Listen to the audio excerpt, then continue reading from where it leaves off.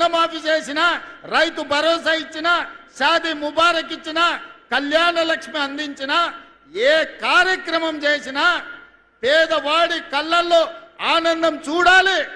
మేము పాలకులం కాదు, ప్రజలెన్నుకున్న సేవకులం, ప్రజలకు సేవ చెయ్యాలన్న ఆలోచనతోనే మీ ముందు నిలబడ్డం.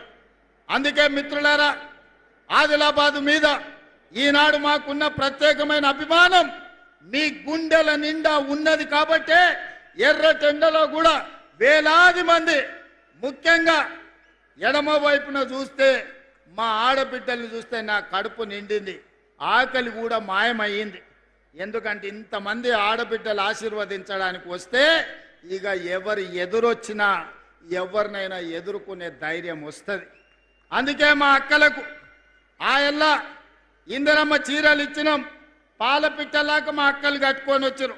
ఈసారి మళ్ళా కొత్త చీరలు చిలకపచ్చ రంగుతోని మా ఆడబిడ్డలు చిలకల లెక్క మంచిగా ఉండాలి, ఇంటాయన కూడా సంతోషపడాలి, అబ్బా మా ఆవిడ ఎంత అందంగా ఉంది చీర కట్టుకుంటే అని. మళ్ళీ ఇందిరమ్మ చీరలకు ప్రణాళికలు సిద్ధం చేసినాం. ఈసారి చిలకపచ్చ చీరలు ఇవ్వాల్సిందిగా మా బట్టి విక్రమార్క గారికి నగదు మంజూరు చేయాల్సిందిగా ఆనాడు పాలపిట్ట రంగు ఇచ్చినాం. ఈసారి చిలకపచ్చ రంగులో మా అక్కలందరినీ నేను చూడదలుచుకున్నా. మీరు ఆ నిధులు కూడా మంజూరు చేయాలి. ఇదే ఆడబిడ్డలకు మనం పెట్టే చీర మన పుట్టింటి ఆడబిడ్డకు పెట్టే సారెలాగా ఉండాలి.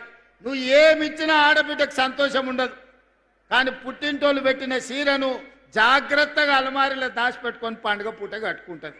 ఏమక్క అవునా?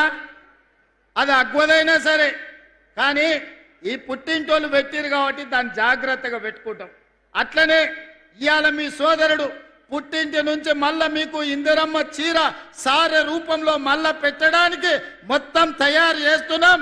ఇగో బట్టి గారు మనకు 100 కోట్ల రూపాయలు నిధులు కూడా ఇస్తా అన్నాడు.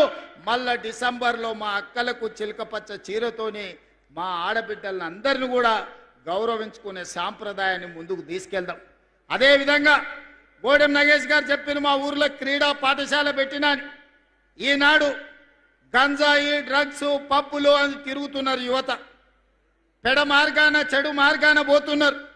వాళ్ళందరినీ మత్తు బాట వదులురా, మైదానాల బాట పట్టురా అని చెప్పి ఇవాళ పిల్లలకు ఒక స్ఫూర్తి నింపడానికి మేమే క్రీడా మైదానాలకు వెళ్ళడమే కాదు, మన ఎమ్మెల్యేలకు కూడా ఎమ్మెల్సీలకు కూడా మన ఆటల పోటీలు పెట్టినాం, మొత్తం పెద్ద ఎత్తున నిర్వహించినాం.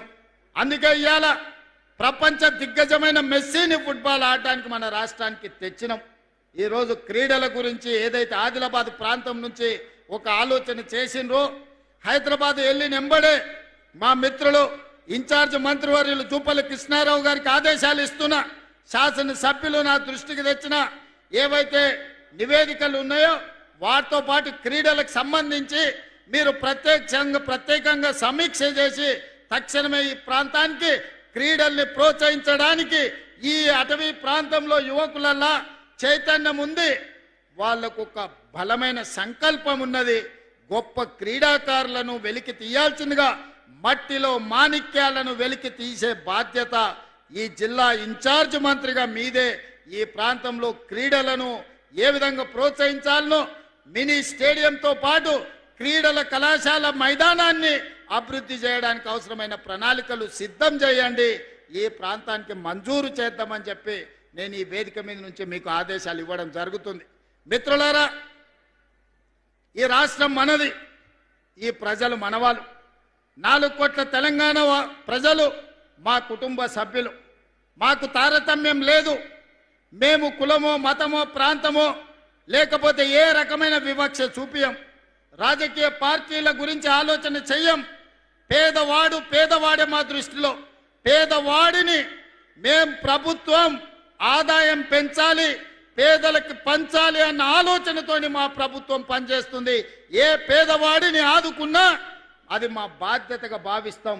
రాజకీయాలకు అతీతంగా అభివృద్ధి కార్యక్రమాలను ముందుకు తీసుకెళ్తాం. కానీ కొంతమందికి మేము చేసే అభివృద్ధి నచ్చడం లేదు. మారీచులు మాయ వేషంలో, మాయలేడి రూపంలో, మాయగాళ్ళ రూపంలో మీ దగ్గరకు వస్తున్నారు. నిన్న మొన్న చూసిన కొడంగల్ పోయినరు, లేకపోతే మహేశ్వరం పోయినరు, ఇవాళ ఇంకేడుకో పోయినరు. మార్కెట్ యార్డు కట్టలేదు మీరని. 10 ఏళ్ళు మీరు ఎందుకు కట్టలేదని నేను అడుగుతున్నా. పెళ్లి చేసినా, కొత్తగా పెళ్ళైనా పిల్లనో పిల్లగాడో పుట్టాలంటే 9 నెలల్లో 10 నెలల్లో అవుతుంది కదా. కండరాలు తిరిగిన 6 అడుగులు ఉన్నోని పెళ్లి చేసినా 3 నెలల పిల్లల్ని పుట్టించగలడా? అయితే అదే సాధ్యం. దానికి ఒక ప్రక్రియ, ఒక విధానం ఉన్నది. పెళ్ళైన ఎవరికైనా 9-10 నెలలు పడుతుంది పండంటి పిల్లగాడినో బిడ్డనో చూడాలంటే. అట్లనే ప్రభుత్వం 10 సంవత్సరాలు మీరు ఎలగబెట్టని పనులు ఎన్నిటినో గొప్ప గొప్ప పనులను చేసినాం. ఇంకా చేయాల్సినవి ఉన్నాయి. అడ్డుపడడానికి ఊరూరు తిరుగుడు కాదు, మారీచుడు మాయలేడి రూపంలో వచ్చి సీతమ్మని చెరబట్టాలనుకుంటే చివరికి రాముడి చేతిలో చావు తప్పలేదు.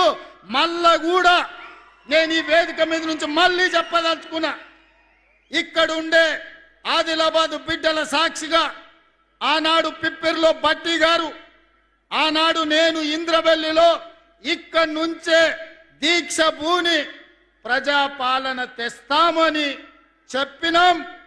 ఇచ్చిన మాట ప్రకారం ప్రజాపాలన తెచ్చినాం.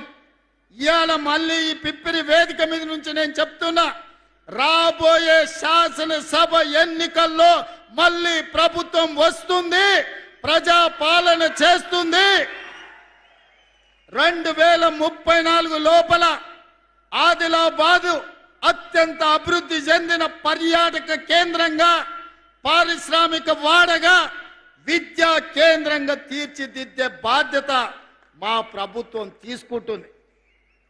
ఇవాళ ఎవరైనా ఏ పార్టీలైనా గెలవని, ప్రజాపాలన నాడు అధికారంలో ఉంటుంది, ఈ ప్రాంతాన్ని అభివృద్ధి చేస్తుంది.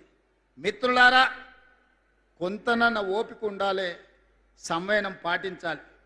10 ఏళ్ళు వాళ్ళు చేయలేని పనులు, 10 ఏళ్ళు వాళ్ళు సృష్టించిన గందరగోళాన్ని, 10 ఏళ్ళు 8 లక్షల కోట్ల రూపాయలతో అప్పుల్లో రాష్ట్రాన్ని ముంచితే ఒకటొకటి పరిష్కరించుకుంటూ వస్తున్నాం. కొంత సమయం, కొంత వెసులుబాటు ఇవ్వాలి, కొంచెమన్నా ఆలోచన చేయాలి. అరే 10 ఏళ్ళు మనమే ఉంటాం కదా, అన్ని శాఖలు మన దగ్గరనే ఉండే కదా, ఈ 10 ఏళ్లలో మనం చేయలేని పనులు వాళ్ళు చేస్తున్నారు కదా, అంతో ఇంతో అవకాశం ఇవ్వాలి కదా, కొంత ఓపిక పట్టాలి కదా. సంసారం ఏర్పడంగానే ఇంట్లో ఒకవేళ విడిపోతే మనకు గిన్నెలు, చెంబులు, స్టవ్లు తెచ్చుకోవడానికి కొంత సమయం పడుతుంది. ఏర్పాటు అయిన తర్వాత సంసారాన్ని సరిదిద్దుకోవడానికి కూడా కొంత సమయం పడుతుంది. అంత సమయం కూడా ఇవ్వకుండా నాకు వజ్రాలు తేలేదు, వైదూర్యాలు కొనలేదంటే సాధ్యమవుతుందా? అట్లనే ఈనాడు 6 గ్యారంటీలలో ఇంతకుముందే బట్టి విక్రమార్క గారు చెప్పినారు, ఆర్టీసీ బస్సు ఇవ్వలేదా, ఆరోగ్యశ్రీ పథకం ఇవ్వలేదా, సన్న బియ్యం ఇవ్వలేదా, 200 యూనిట్లు ఉచిత కరెంటు ఇవ్వలేదా, ఇందిరమ్మ ఇండ్లు ఇవ్వలేదా, ఈరోజు ఆడబిడ్డలకు ఆర్టీసీ బస్సులు కొనివ్వలేదా, అదానిలాగా ఈరోజు సోలార్ పవర్ విద్యుత్తు ఇవ్వలేదా? ఇలా చెప్పుకుంటూ వెళ్తే అరగంట మేము చేసింది చెప్పగలం. అసెంబ్లీలో మాట్లాడదామంటే రారు. ఏందా నువ్వు చెప్పేది వింటా అంటే చెప్పరు. ఎంతసేపు ఉన్నా లొల్లి పెట్టాలి, యాగి చెయ్యాలి, బురద జల్లాలి, ప్రజల్ని మభ్య పెట్టాలి. ప్రజలంతా అమాయకులు కాదు నాయన. మీ సంగతి చూసిండ్రు, 10 ఏళ్ళు చూసిర్రు. మీరు ఎన్ని పరిశాన్లు చేసిరో ప్రజలకు తెలుసు. ఆనాడు నేను అడుగుతున్నా, పెళ్ళామొగుడు మాట్లాడుకోవడానికి కూడా భయపడేది, ఫోన్లో మాట్లాడాలంటే ఓడింటాడో అని. అవునానే? రాజకీయ నాయకులే కాదు,